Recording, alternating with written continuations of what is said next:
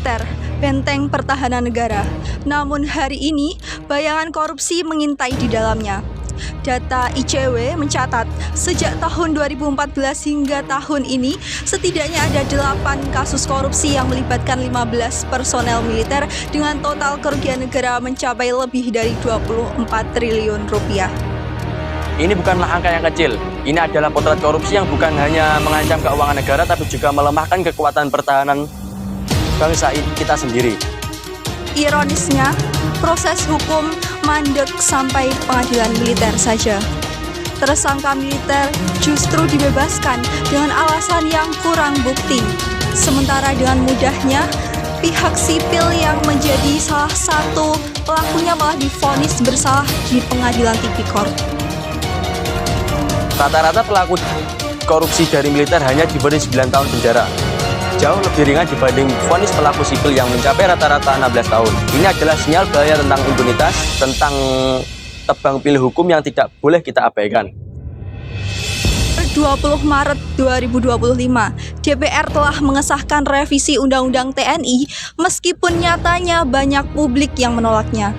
Undang-undang ini digadang-gadang membuka kembali peran militer aktif di jabatan sipil hingga perpanjangan masa usia pensiun TNI. Undang-undang ini berbahaya, memulihkan dui fungsi ABRI, melemahkan supremasi sipil, dan mengancam kebebasan akademik tetapi prosesnya tertutup, minim partisipasi publik.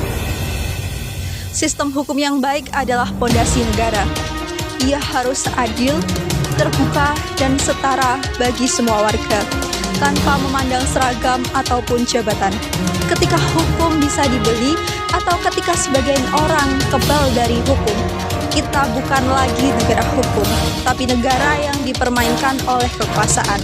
Kita butuh hukum yang kuat, yang mampu menembus tembok kebebalan militer, yang mampu menindak siapapun yang korup, sipil maupun berseragam. Sebagai mahasiswa hukum, kami memahami bahwa merubah sistem besar butuh waktu.